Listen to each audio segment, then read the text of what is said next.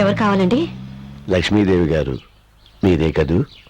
మీరు ఇప్పటి వరకు అందరూ నా దగ్గరికి వచ్చి నన్ను పరిచయం చేసుకోవడానికి ప్రయత్నించడమే నాకు తెలుసు. నన్ను నేను పరిచయం చేసుకోవడం ఇదే మొదటిసారి. నేను ఈ సిటీకి మేయర్నమ్మా. మీతో కొంచెం మాట్లాడాలి. లోపలికి వెళ్దామా? రండి. రండి సార్, లోపలండి. చాలా సంతోషం సార్. కార్పొరేషన్ ట్యాప్ లో వాటర్ సరిగ్గా రావడం లేదని కంప్లైంట్ చేద్దాం అనుకున్నాను. కార్పొరేషన్ మా ఇంటికి వచ్చింది. కూర్చోండి. పద్మ, కాఫీ తీసురామా? లక్ష్మీదేవి గారు, మీ వారు ఖాళీగా ఉన్నారని తెలిసింది. కార్పొరేషన్ లో పని ఏమైనా ఇప్పిస్తారా సార్? ఈ వయసులో ఉద్యోగం ఏం చేస్తారు? అనుకున్నవన్నీ సరిగ్గా జరిగితే సెంటర్ లో షాపు చూపిస్తాను, బ్రాందీ షాపు లైసెన్స్ ఇప్పిస్తాను. Brandy shop licence? అవును అవును. ఫారిన్ వెళ్ళాలనుకున్నది ఈ అబ్బాయే కదా? అనుకుంటే సరిపోతుందండి. అది ఏమైనా బిస్కీ బాటిల్ 50 రూపాయలకి 100 రూపాయలకి రావడానికి వీసా రావాలంటే బోల్డంత డబ్బు ఖర్చు అవుతుంది. ఏం పర్వాలేదు, ఎంత డబ్బు ఖర్చైనా నేను భరిస్తాను. అబ్బాయి ఏ దేశం వెళ్ళాలనుకుంటే ఆ దేశం పంపించే బాధ్యత నాది. కాఫీ తీసుకోండి. తీసుకోండి.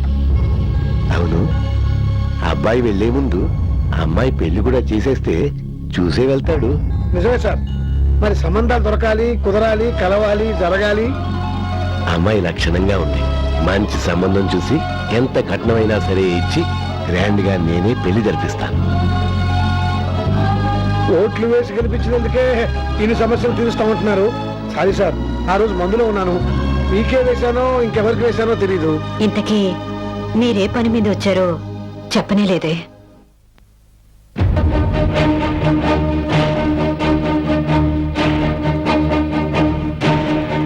నిన్న నాకు సన్మానం జరుగుతుంటే మా అమ్మాయి దివ్య, నీకు తెలుసు అనుకుంటాను, మీ అబ్బాయి వేణుని తీసుకొచ్చి విఐపి సీట్లో కూర్చోబెట్టింది. పొలిటికల్ గా ఎన్నో కాంబినేషన్ చూసిన వాడిని. వాళ్ళిద్దరి కాంబినేషన్ నాకు అర్థమైంది. అక్కడే నా సమస్య కూడా ఆరంభమైంది. వాళ్ళిద్దరూ ప్రేమలో పడ్డారు, అనుమానం లేదు. ఇప్పుడు నా కూతుని పిలిచి ఎవరమ్మా అతను అని అడిగాను అనుకో, నా ఫ్రెండ్ డాడీ అంటుంది. ఫ్రెండ్ ముదిరితే ప్రేమికుడే కదమ్మా.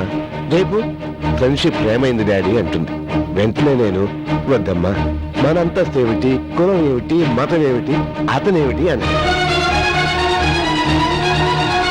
అప్పుడు నాకన్నిటికంటే ప్రేమే ముఖ్యం డాడీ, అతను లేకపోతే నేను చచ్చిపోతాను అంటుంది. కూతురు చచ్చిపోతాను అంటే ఏ తండ్రైనా ఒప్పుకుంటాడా? ఒప్పుకోడు కదమ్మా. అందుకే మీ వాడినే చంపేద్దాం అనుకుంటున్నా.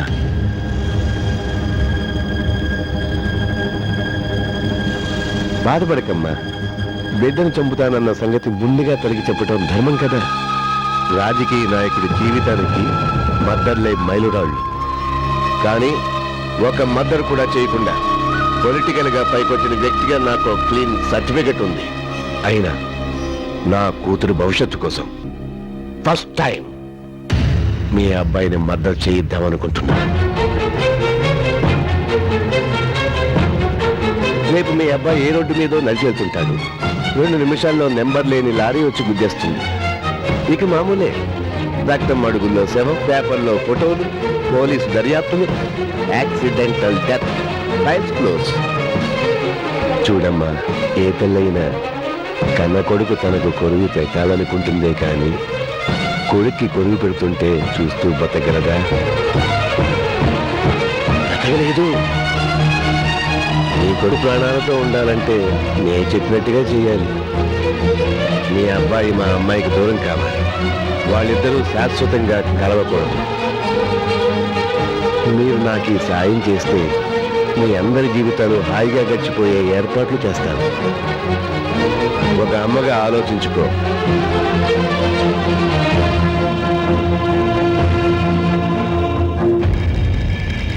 ఈ విషయం మీ అబ్బాయికి తెలిసినా మా అమ్మాయికి తెలిసినా చచ్చేది మాత్రం మీ అబ్బాయి.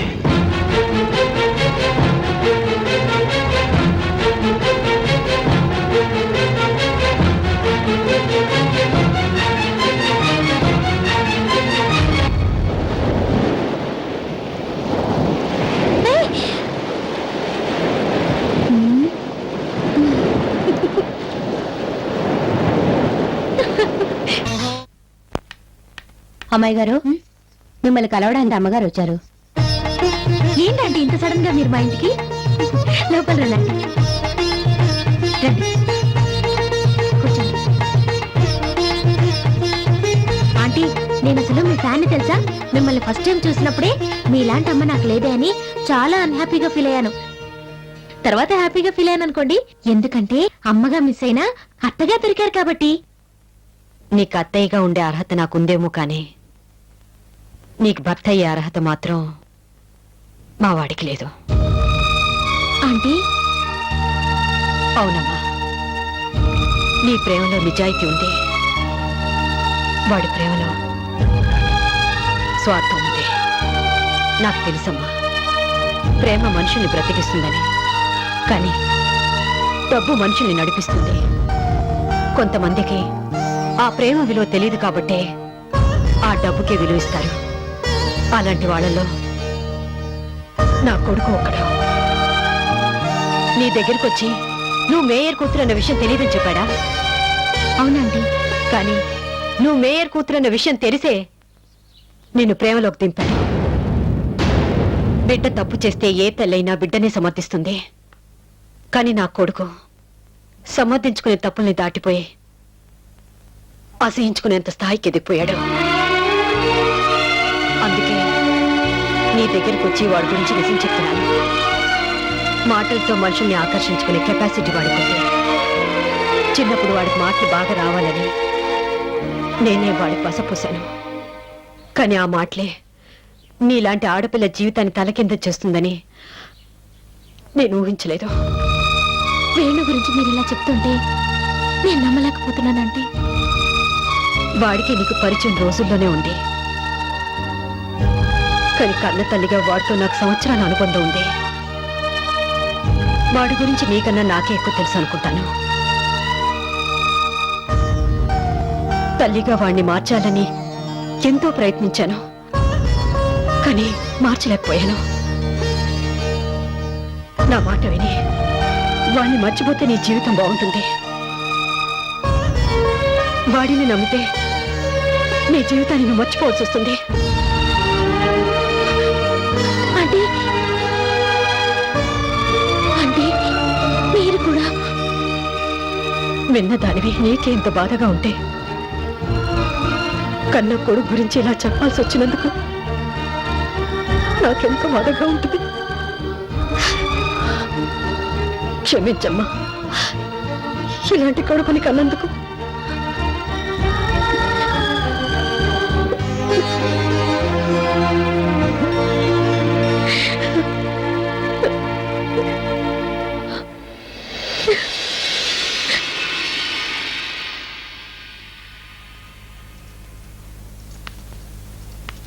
అమ్మా లక్ష్మీదేవి,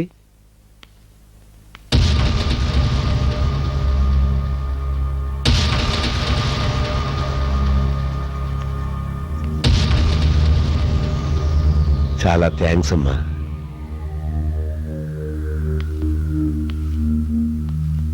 నాకు చాలా శ్రమ తగ్గించావమ్మా. నా చేతులకి మట్టి కాకుండా, నా కూతురు నాకు దూరం కాకుండా నా సమస్యని పరిష్కరించాం. ఇన్నాళ్ళు మాయ మాటలు చెప్పడంలో, మభ్యపెట్టడంలో మా రాజకీయ నాయకులను మించిన వాళ్ళు ఎవరూ లేరనుకున్నాను. కానీ నువ్వు వాళ్ళని మించిపోయావు. నీ మాట నువ్వు నిలబెట్టుకున్నావు. మరి నా వాగ్దానం నేను చెల్లించుకోవాలి కదా. డ్రైవర్,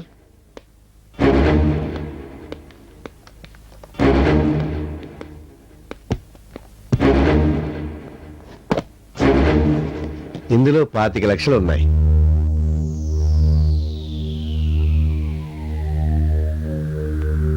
ఈ డబ్బుతో మీ అబ్బాయిని అమెరికా పంపించొచ్చు, అమ్మాయిని అత్తవారింటికి పంపించొచ్చు, మీ వారి అలవాట్లు అవసరాలు తీర్చొచ్చు.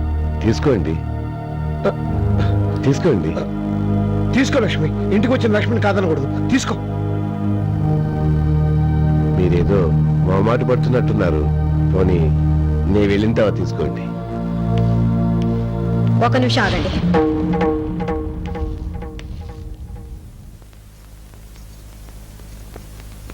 మీ డబ్బు మీరు తీసుకెళ్ళండి.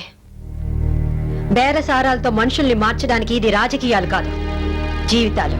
నువ్వు ఇస్తానన్న డబ్బుకు ఆశపడి నా కొడుకు దుర్మార్గుడని నీ కూతురు చెప్పాను అనుకున్నావా? కాదు, 2 నిమిషాల్లో యాక్సిడెంట్ చేసి నా కొడుకుని చంపుతానని చెప్పావే, అందుకు భయపడి అబద్ధం చెప్పాను. కూతురు ప్రేమకి సమాధి కట్టి స్థాయికి మీరెదిగినా కొడుకు ప్రేమను అమ్ముకునే స్థితికి నేను దిగజాలేదు. ఆ రోజు మీ ఆస్తి ఏమిటి, అంతస్తు ఏమిటని అడిగారు. హోదాల కోసం, అధికారాల కోసం పరిగెత్తే అంతస్తు మీది, ప్రేమల మమకారాలు పంచుకుని బతికే అంతస్తు మాది. మీ అంతస్తులన్నీ ఏలం వేసినా, మీ పదవులన్నీ కట్నాలుగా ఇచ్చినా నా బిడ్డ లాంటి వాణ్ణి మీ కూతురికి భర్తగా తెచ్చుకోలేను. మీ హోదా, మీ డబ్బు నా బిడ్డకి దిష్టి తీయడానికి కూడా పనికిరాదు. తీసుకెళ్ళండి.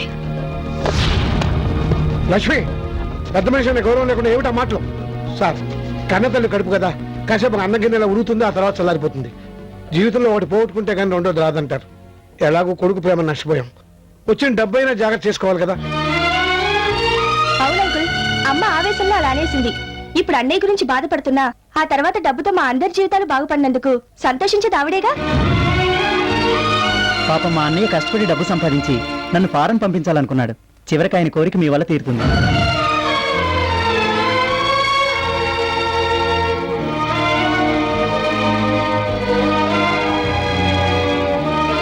పెద్ద మనిషి ఎంతసేపు నేను పెడతాం.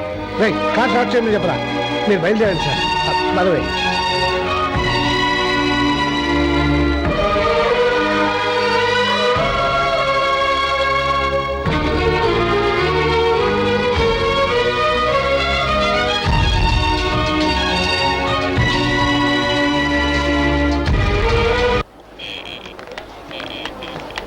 దివ్య, దివ్య ఆగు.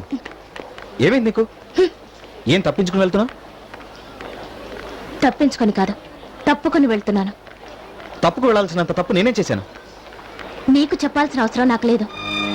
దివ్య ఆగు. దివ్య, నేనే నీ దగ్గరకు వచ్చి ఐ లవ్ యూ అని చెప్పలేదు. నువ్వే నా దగ్గరకు వచ్చి ఐ లవ్ యూ అని చెప్పి నన్ను ప్రేమలకు దింపి నిన్ను చూడుకుని ఉండలేనంత పిచ్చివాణి చేశావు. ఇప్పుడు నువ్వెందుకు తప్పించి తిరుగుతున్నావు? సి మిస్టర్ వేణు, ఏదైనా వస్తువుని కొనాలి అనుకుంటే ఒరిజినల్ అనుకుని అడ్వాన్స్ ఇస్తాం.